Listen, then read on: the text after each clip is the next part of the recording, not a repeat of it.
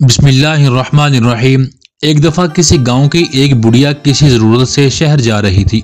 रास्ते में इसे दो चालबाज ठग मिल गए। ठगों को पता चल गया कि बुढ़िया मालदार आसामी है। वो इसके पीछे लग गए और इसे माल हथियाने की तरकीबें सोचने लगे। उधर बुढ़िया ने भी तो धूप में बाल सफेद नहीं किए थे।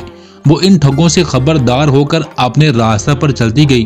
तेज तेज कदम उठाकर दोनों ठग जल्दी ही बुढ़िया से जा मिले और बड़े अदम से सलाम करते हुए पूछने लगे, नानी अम्मा कहाँ जा रही हो? बुढ़िया ने जवाब दिया, जीते रहो बेटा, यहीं शहर तक जा रही हूँ। दोनों ठगों ने कहा, हम भी शहर जा रहे हैं। अच्छा हुआ कि आप मिल गई, चलिए बातें करते करते रास्ता आसानी से कट जाएगा। एक ठग ने पूछा, बड़ी माँ आपको शहर में कोई काम है क्या? बुढ़िया ने कहा, बेटी की शादी जो करनी है, दिन रात फिक्र लगी रहती है। महंगाई के जमाने में खर्च भी पूरे नहीं होते। दो जेवर रखे हुए थे, सोचा कि इन्हें बेचकर कुछ खर्च पूरे किए जाएं। एक ठग ने जवाब दिया, क्यों नहीं, जेवर तो बनाए ही इसीलिए जाते हैं कि आड़े वक्त काम आए। दूसरे ठग ने कहा, अच्छा नानी अम्मा कोई अच्छी सी कहानी सुनाओ ताकि सफर कट जाए।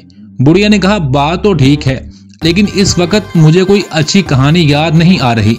पहले तुम शुरू करो, इतने में मुझे भी कोई कहानी याद आ जाएगी तो मैं भी तुम लोगों को सुनाऊंगी। पहले ठग ने कहा, नानी अम्मा जग बीती कहानियां तो सुनते सुनते जी भर गया है।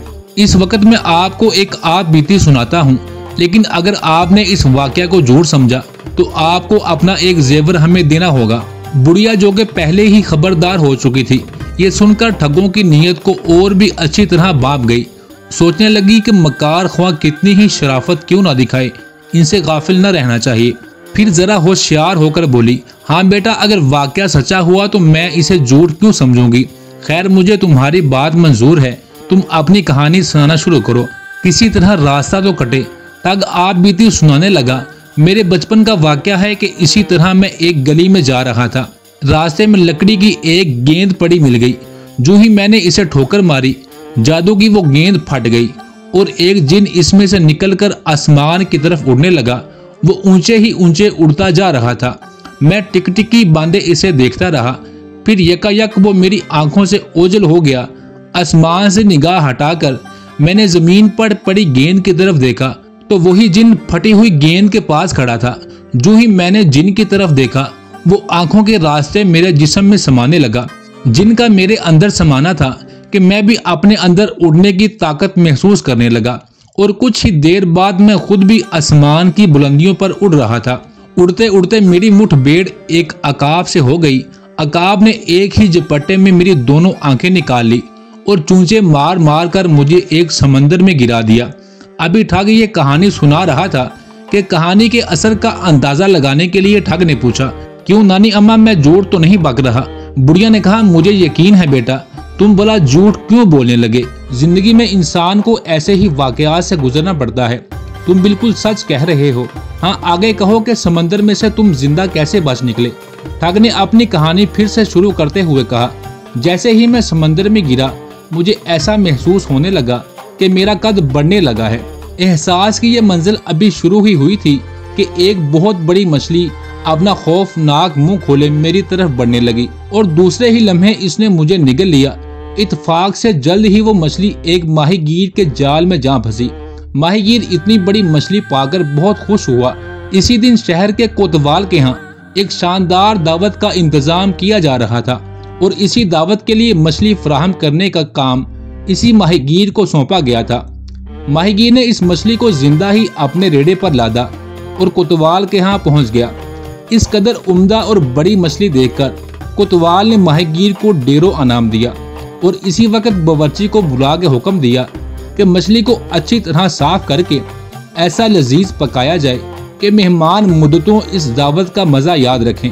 मछली की सफाई के लिए बावर्ची अभी अपने औजार ही संभाल रहा था कि लपक कर मछली ने बावर्ची को पकड़ लिया और दूसरे ही लम्हे इसे जिंदा निगल गई। बावर्ची के मुआवनों ने शोर मचाया तो साहब बहादुर मौका पर आ पहुंचे।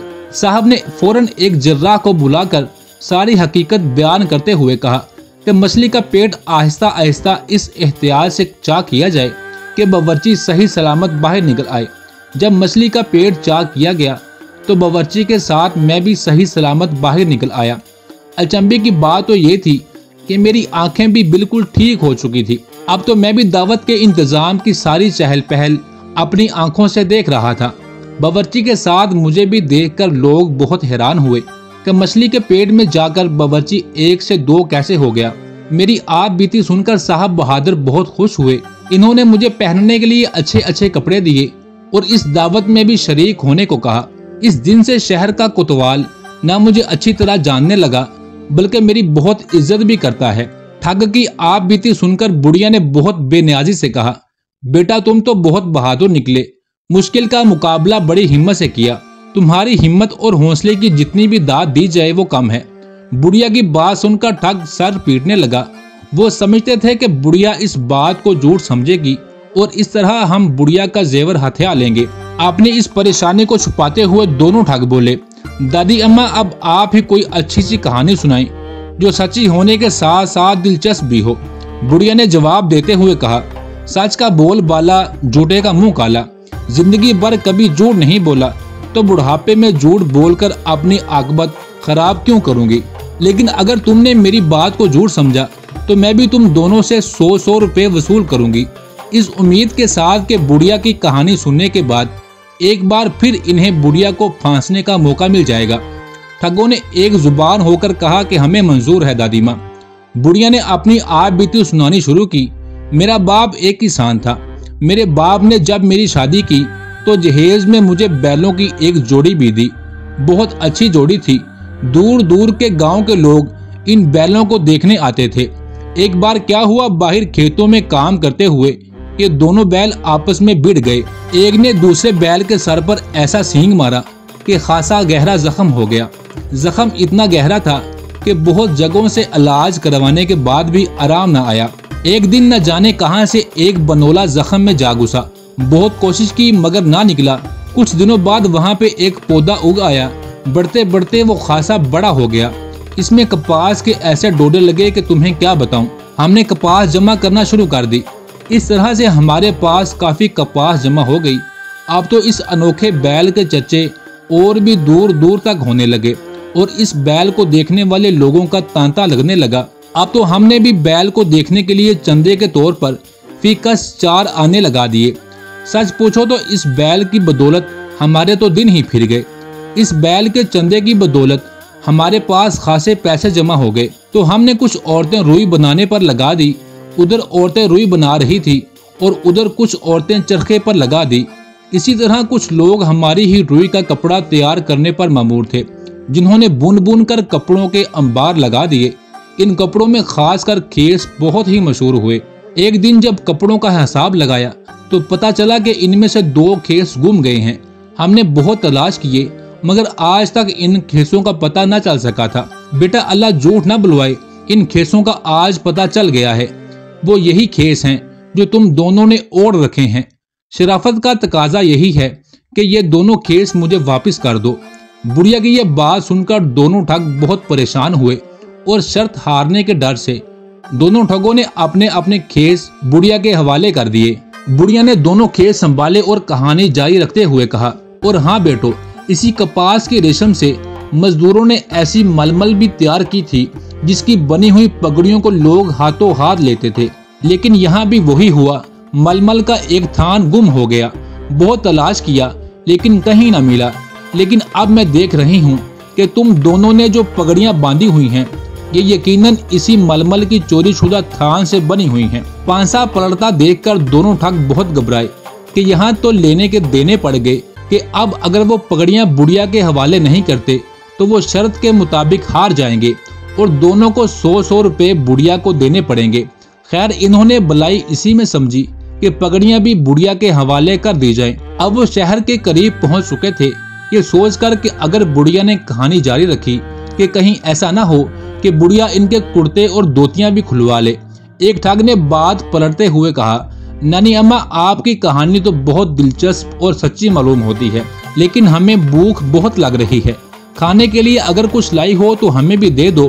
بڑھیا نے کہا، آپ تو شہر آیا ہی سمجھو، میں نے اپنے زیور بیچنے ہیں، زیور بیچنے کے بعد آرام سے کہیں بیٹھ کر کھانا کھائیں گے۔ ٹھگ دل ہی دل میں بہت خوش ہوئے کہ اچھا بڑھیا، تم ذرا اپنے زیور تو بیچ لو، پھر کوئی داؤ چلائیں گے۔ आखिर जाएगी कहाँ ये हमसे बचकर। कुछ ही देर में वो तीनों शहर पहुंच गए। जब वो सुनार की दुकान पर पहुंचे तो बुढ़िया ने ठगों के सामने अपने जेवर उतारे और कहा, बेटा ये रही सुनार की दुकान, तुम जरा यहीं बैठो, मैं जेवर बेच कर आती हूँ। ठग सुनार की दुकान के बाहर बैठ गए और बुढ़िया अंदर चली गई। दुकान मालिक ने कहा, क्या चाहिए बड़ी माँ? बुढ़िया ने कहा, मैं अपने 2 नौकरों को बेचना चाहती हूँ, वही दोनों जो बाहर बैठे नजर आ रहे हैं। अगर आपको जरूरत हो तो इन्हें खरीद लीजिए। सुनार ने पूछा कि आप इनके कितने पैसे लेंगी? बुढ़िया ने कहा कि सिर्फ 500 रुपए। सुनार ने कहा कि 500 रुपए तो बहुत ज्यादा हैं, अगर कुछ कम करें तो बात बन सकती है। मामला 400 में तय देखकर बुढ़िया दिखावे के लिए सोच में पड़ गई। बुढ़िया ने कहा, जरा रुकिए, मैं नौकरों से भी तो पूछ लूं कि वो अलग अलग बिकना चाहते हैं कि एक ही दुकान पर बेच दूं।